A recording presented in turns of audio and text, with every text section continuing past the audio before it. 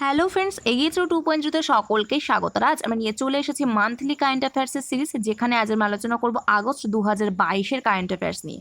তো প্রত্যেকটি current affairs কিন্তু ডিটেলস আলোচনা করব, সাথে সমস্ত স্ট্র্যাটেজিকের পোর্শনগুলোও কিন্তু কভার করে দেব।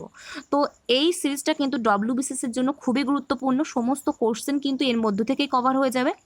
তাছাড়া রেলওয়ের সমস্ত এক্সাম, ডব্লিউবিপির এক্সাম, এসএসসি এবং অন্যান্য সমস্ত এক্সামের ক্ষেত্রে কিন্তু সমানভাবে ভিডিওটা গুরুত্বপূর্ণ। তো এটা আমাদের সেকেন্ড দিন। এর আগে অলরেডি আমরা একটি ভিডিও বানিয়ে দিয়েছি, যারা দেখেননি অবশ্যই দেখে নেবেন, লিঙ্ক ডিসক্রিপশন বক্সে দেওয়া থাকবে। তো বন্ধুরা চলুন শুরু করা যাক। শুরু করার পূর্বে সকলের কাছে ছোট্ট একটাই রিকোয়েস্ট, যদি আমাদের চ্যানেলে নতুন হয়ে থাকেন চ্যানেলকে কিন্তু সাবস্ক্রাইব করতে ভুলবেন না। তো চলুন শুরু করা যাক। তো আমরা ফার্স্টের দিন কিন্তু আলোচনা করেছিলাম অ্যাপ, পোর্টাল, বুক, অথর, তাছাড়া defence, summit, festival, important day, এই সমস্ত কিছু নিয়ে। তো আজ আমরা আলোচনা করব সায়েন্স অ্যান্ড টেকনোলজি থেকে। তো সায়েন্স অ্যান্ড টেকনোলজির মধ্যে ফার্স্ট আছে GSAT-24। তো এটা কিন্তু নিউ স্পেস ইন্ডিয়া লিমিটেডের যোগাযোগ রক্ষাকারী স্যাটেলাইট। তো যেটা কিন্তু ভারতের প্রথম ডিমান্ড ড্রাইভেন স্যাটেলাইট, যোগাযোগ রক্ষাকারী স্যাটেলাইট। আর এই স্যাটেলাইটটা কিন্তু অ্যারিয়ান 5 রকেটের সাহায্যে কিন্তু উৎক্ষেপণ ঘটানো হয়েছে। তো এখান থেকে কোশ্চেন আসবে কিন্তু, লঞ্চ করেছে কি GSAT-25 new space India limited. তো এটা কিন্তু ইম্পর্টেন্ট, মনে রাখবেন। নেক্সট আমরা চলে যাব চীন, অর্থাৎ চায়না কিন্তু 3টি রিমোট সেন্সিং স্যাটেলাইট উৎক্ষেপণ করেছে। এই স্যাটেলাইটগুলি কিন্তু ইয়াগন 35 সিরিজের। তাছাড়া লং মার্চ 2D ক্যারিয়ারের রকেটের সাহায্যে কিন্তু এই স্যাটেলাইটগুলো কিন্তু উৎক্ষেপণ করানো হয়েছে। তো এখান থেকে চায়না, এর ক্যাপিটাল হচ্ছে বেজিং, কারেন্সি হচ্ছে রেনমিনবি। তাছাড়া চায়না এবং ভারতের মধ্যে ম্যাকমোহন লাইন কিন্তু অবস্থিত। ইম্পর্টেন্ট কোশ্চেন কিন্তু আসে। তো এটা হচ্ছে আমাদের সেকেন্ড কারেন্ট অ্যাফেয়ার্স। নেক্সট আমরা দেখে নেব KSLV-2, অর্থাৎ কোরিয়া স্যাটেলাইট লঞ্চ ভেহিকেল 2, যেটা কিন্তু দক্ষিণ কোরিয়ার প্রথম স্বদেশীয় রকেট। আর এটার নাম কিন্তু নুরি, যার অর্থ হচ্ছে বিশ্ব। আর এই রকেটটার দৈর্ঘ্য কিন্তু 47.2 মিটার। তো এটা মনে রাখবেন, KSLV-2 যেটা সাউথ কোরিয়ার প্রথম স্বদেশীয় রকেট। নেক্সট আমরা দেখে নেব CMF, ইসরো। CMF এর অর্থ হচ্ছে ক্রু মডিউল ফেয়ারিং, যেটা কিন্তু ইসরোর বিক্রম সারাভাই স্পেস সেন্টার থেকে সরবরাহ করা হয়েছে। এটা কিন্তু কঠিন কাঠামো, যেটা গগনযান মডিউলকে মহাকাশচারী সহ উৎক্ষেপণের সময় রক্ষা করে এই CMF এটা। আর এই নকশা তৈরি করেছে কিন্তু ইসরো। তো ইসরো সম্পর্কে আমরা দেখে নেব। ইসরোর হেডকোয়ার্টার বেঙ্গালুরু, আর full form Indian Space Research Organisation. এছাড়া প্রতিষ্ঠা করেছেন বিক্রম সারাভাই 1969 সালে। Next capstone mission, NASA. তো নাসার তরফ থেকে কিন্তু উৎক্ষেপণ করা হয়েছে ক্যাপস্টোন মিশনটির। আর চাঁদের উদ্দেশ্যে কিন্তু এটা কার্যকর করা হয়েছে। রকেট ল্যাবের ইলেকট্রন রকেটের মাধ্যমে কিন্তু এর উৎক্ষেপণ সম্পন্ন হয়েছে। তো নাসা সম্পর্কে আমরা দেখব। Full form national Aeronautics and space administration, headquarter Washington DC, US। আর প্রতিষ্ঠাতা কবে হয়েছিল? 1958 সাল। নেক্সট আমরা চলে যাব অভ্যাস। DRDOর তরফ থেকে কিন্তু অভ্যাসের সফল পরীক্ষাটা করা হয়েছে উড়িষ্যার চাঁদিপুরের ইন্টিগ্রেটেড স্ট্যাটারেন্স থেকে। আর এখানে যেহেতু DRDO আসলো, তো DRDO সম্পর্কে আমরা জানবো। Defence research and development organisation, headquarter কোথায়? দিল্লি, প্রতিষ্ঠা 1958। ইম্পর্টেন্ট, মনে রাখবেন। তো অভ্যাসের সফল পরীক্ষা করেছে কিন্তু DRDO। ইম্পর্টেন্ট, এটা মনে রাখবেন। নেক্সট IS-40M, অর্থাৎ ISRO system for safe and sustainable space operation. তো ইসরোর বেঙ্গালুরুর কন্ট্রোল সেন্টার থেকে কিন্তু এটার উদ্বোধন করা হয়েছে উদ্বোধন করেছেন কে? কেন্দ্রীয় বিজ্ঞান প্রযুক্তি মন্ত্রী জিতেন্দ্র সিং। মনে রাখবেন নামটা কিন্তু ইম্পর্টেন্ট, জিতেন্দ্র সিং কিন্তু এর উদ্বোধন করেছেন। তিনি কে? কেন্দ্রীয় বিজ্ঞান প্রযুক্তি মন্ত্রী। তো এখানে আমরা ইসরো সম্পর্কে তো একটু আগেই দেখলাম, Indian Space Research Organisation, headquarter Bengaluru, আর প্রতিষ্ঠা বিক্রম সারাভাই 1969 সাল। নেক্সট এইগুলো হচ্ছে আমাদের সায়েন্স অ্যান্ড টেকনোলজি থেকে ছিল। এরপর আমরা নেক্সট চলে যাব ইন্ডেক্স রিপোর্ট এবং র্যাঙ্কিং। ফার্স্ট আছে ওয়ার্ল্ড সিটিজ রিপোর্ট 2022। তো এই রিপোর্টটা কিন্তু united nations human settlement programme অর্থাৎ ইউএন হ্যাবিটেটস কর্তৃক কিন্তু প্রকাশ করা হয়। এই রিপোর্টটা প্রকাশ করা হয়েছে ওয়ার্ল্ড সিটিজ রিপোর্ট 2022। এই রিপোর্ট অনুযায়ী কিন্তু 2035 সালে ভারতের যে জনসংখ্যা সেটা কিন্তু দাঁড়াবে 675 মিলিয়নে। তাছাড়া বিশ্বের দ্বিতীয় দেশ হিসেবে, চীনের পরে বিশ্বের দ্বিতীয় দেশ হিসেবে কিন্তু ভারতের জনসংখ্যা 1 মিলিয়ন হবে। তো এটা মনে রাখবেন, ইম্পর্টেন্ট। নেক্সট আমরা চলে যাব state ranking index for NASA. তো এই ইন্ডেক্স অনুযায়ী কিন্তু প্রথম স্থানে রয়েছে উড়িষ্যা, দ্বিতীয় স্থানে রয়েছে উত্তরপ্রদেশ এবং তৃতীয় স্থানে রয়েছে অন্ধ্রপ্রদেশ। আর আমাদের পশ্চিমবঙ্গের স্থান কিন্তু 24তম এই ইন্ডেক্স অনুযায়ী। তো এখানে আমরা দেখে নেব সিএম এবং গভর্নর প্রত্যেকটি রাজ্যের।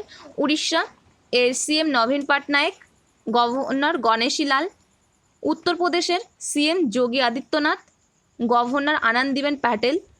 অরুণাচল প্রদেশের সিএম পেমা খান্ডু আর গভর্নর বিডি মিশ্রা। আর পশ্চিমবঙ্গের সিএম আমরা সকলে জানি মমতা ব্যানার্জি, আর গভর্নর কিন্তু চেঞ্জ হয়েছে লা গণেশন। ইম্পর্ট্যান্ট, এটা কিন্তু যে গ্রুপ ডির এক্সাম চলছে রেলওয়ের, ফার্স্ট শিফটের যে কোনো ফার্স্ট দিন 17 তারিখ যে কোনো একটি শিফটে কিন্তু এসেছিল এই পশ্চিমবঙ্গের গভর্নরের নাম। তো মনে রাখবেন ইম্পর্ট্যান্ট, যে কোনো শিফটে কিন্তু দিয়ে দিতে পারে। তো এই হচ্ছে সেকেন্ড পয়েন্ট। নেক্সট থার্ডে কি বলছে? ইনক্রিজ ইন আনএমপ্লয়মেন্ট অর্থাৎ বেকারত্ব বৃদ্ধি। তো বেকারত্ব কিন্তু বৃদ্ধি পেয়েছে, জুন মাসে যা ছিল 7.8%, সেখান থেকে কিন্তু বৃদ্ধি পেয়ে মে মাসে দাঁড়িয়েছে 7.12%। সরি, একটু উল্টো বললাম। তো জুন মাসে কিন্তু বৃদ্ধি পেয়েছে 7.8%, যেটা মে মাসে ছিল 7.12%। তাছাড়া এই যে বেকারত্বের হার সেগুলো কিন্তু রাজ্যগুলির মধ্যে যদি বিচার করে দেখা গেছে কিন্তু সবচেয়ে বেশি বেকারত্ব কিন্তু হরিয়ানায়, আর সবচেয়ে কম বেকারত্ব কিন্তু মধ্যপ্রদেশে। তো এটা মনে রাখবেন, সবচেয়ে কম মধ্যপ্রদেশ, সবচেয়ে বেশি হচ্ছে হরিয়ানা। তো হরিয়ানার গভর্নরকে বান্দারিও দাত্রিয়ে আর সিএম মনোহর লাল, আর মধ্যপ্রদেশের গভর্নর মাঙ্গুভাই সি প্যাটেল আর সিএম শিবরাজ সিং চৌহান। মনে রাখবেন ইম্পর্টেন্ট। নেক্সট আমরা দেখে নেব গ্লোবাল জেন্ডার গ্যাপ ইন্ডেক্স। তো এই ইন্ডেক্স অনুযায়ী ভারতের র্যাঙ্ক কিন্তু 135। Very very important, global gender gap ভারতের র্যাঙ্ক কত? 135, আর প্রথম স্থানে আছে কিন্তু আইসল্যান্ড। নেক্সট আমরা চলে যাব ইন্ডিয়া র্যাঙ্কিং 2022। তো এই র্যাঙ্কিং অনুযায়ী সামগ্রিক যে ক্যাটাগরি সেখানে প্রথম স্থানে আছে আইআইটি মাদ্রাস,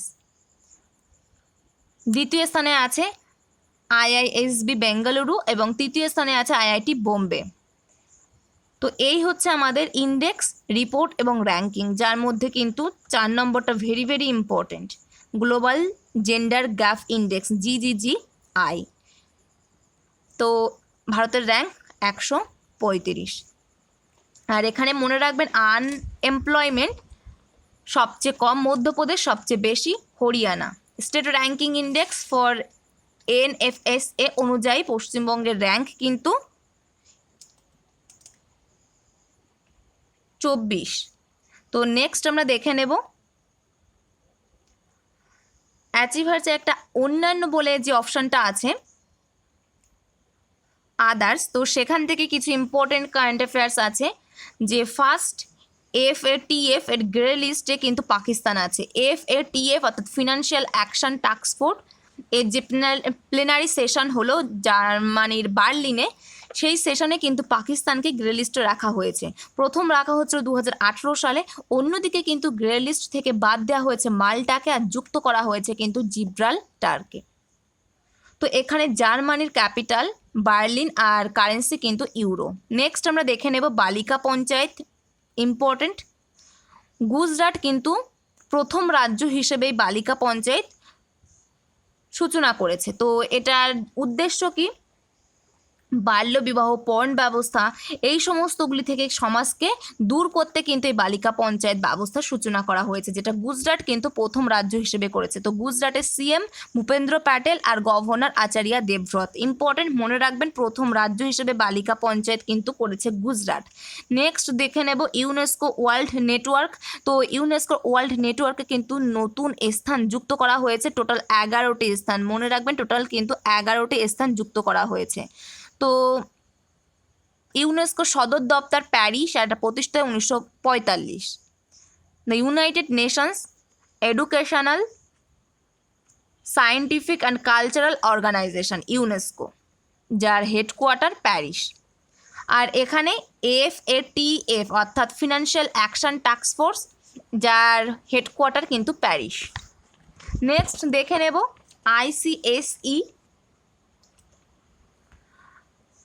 ICSE-তে কিন্তু ভারতকে যুক্ত করা হয়েছে, 68তম দেশ হিসেবে কিন্তু ভারতকে যুক্ত করা হয়েছে।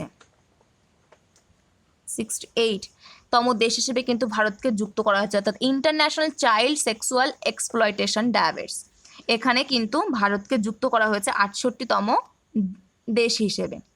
নেক্সট দেখে নেব ক্রোয়েশিয়া কিন্তু 2023 সালের 1 জানুয়ারি থেকে কারেন্সি হিসেবে ব্যবহার করবে ইউরোকে। তো ক্রোয়েশিয়া আগে ব্যবহার করতো কুনার কারেন্সি, আর এখন কিন্তু এরপর থেকে অর্থাৎ 2023 সাল থেকে কিন্তু কারেন্সি হয়ে যাবে euro. Croatia very very important, মনে রাখবেন 20তম দেশ হিসেবে কিন্তু ইউরোকে মুদ্রা হিসেবে বেছে নিয়েছে ক্রোয়েশিয়া। নেক্সট জাগৃতি ম্যাসকট, যেটা কিন্তু কেন্দ্রীয় ক্রেতা সুরক্ষা, খাদ্য বিতরণ মন্ত্রকের তরফ থেকে কিন্তু সূচনা করা হয়েছে। ডিপার্টমেন্ট অফ কাস্টমার অ্যাফেয়ার্স এর তরফ থেকে কিন্তু সূচনা করা হয়েছে জাগৃতি ম্যাসকট। ইম্পর্টেন্ট, মনে রাখবেন। তো ক্রেতাদের ক্ষমতায়ন ঘটাতে বা তাদের অধিকার সম্পর্কে অবগত করার উদ্দেশ্যে কিন্তু এই জাগৃতি ম্যাসকটের সূচনা করা হয়েছে। Next very very important, Indian first to run solely on hydro and solar power airport, অর্থাৎ ভারতের প্রথম বিমানবন্দর হিসেবে দিল্লির ইন্দিরা গান্ধী বিমানবন্দর জল আর সৌরশক্তিতে কিন্তু চলবে। দিল্লির ইন্দিরা গান্ধী বিমানবন্দর, মনে রাখবেন, যার ফল কি হবে? 2 লক্ষ টন কার্বন ডাইঅক্সাইডের নির্গমন হ্রাস পাবে। 2023 সালে বিমানবন্দর 0 কার্বন নিঃসরণের পরিমাণ কিন্তু ধার্য করবে এর ফলে। তো সৌর এবং জলশক্তিতে চলবে দিল্লির বিমানবন্দর, ইন্দিরা গান্ধী বিমানবন্দর। তো এই হচ্ছে আদার্সের থেকে কিছু ইম্পর্টেন্ট কারেন্ট অ্যাফেয়ার্স, যেগুলো নিয়ে আলোচনা করে দিলাম ডিটেলসে। তো এই হচ্ছে আজকের টোটাল কারেন্ট অ্যাফেয়ার্স। নেক্সট আর একটি ভিডিওর মাধ্যমে কিন্তু টোটাল কারেন্ট অ্যাফেয়ার্সটা শেষ করে ফেলবো আমরা। তো ফার্স্টের ভিডিওটা যারা দেখেননি অবশ্যই দেখে নেবেন। এখানে কিন্তু আমরা ইম্পর্টেন্ট ডে নিয়ে আলোচনা করেছি, সামিট ফেস্টিভ্যাল, ডিফেন্স, বুক অথর, অ্যাপ পোর্টাল, এগুলো নিয়ে কিন্তু আলোচনা করেছি। তো লিঙ্ক ডিসক্রিপশন বক্সে দেওয়া থাকবে, তাছাড়া প্লেলিস্টের মধ্যে আপনারা পেয়ে যাবেন। তো বন্ধুরা, এই হচ্ছে আজকের টপিক। যদি ভিডিওটা ভালো লেগে থাকে অবশ্যই লাইক করবেন, সকলের মধ্যে শেয়ার করতে ভুলবেন না, আর আমাদের চ্যানেলকে কিন্তু সাবস্ক্রাইব করতে ভুলবেন না। তো নেক্সট ভিডিওতে আমাদের আবার দেখা হচ্ছে। Thank you, good bye.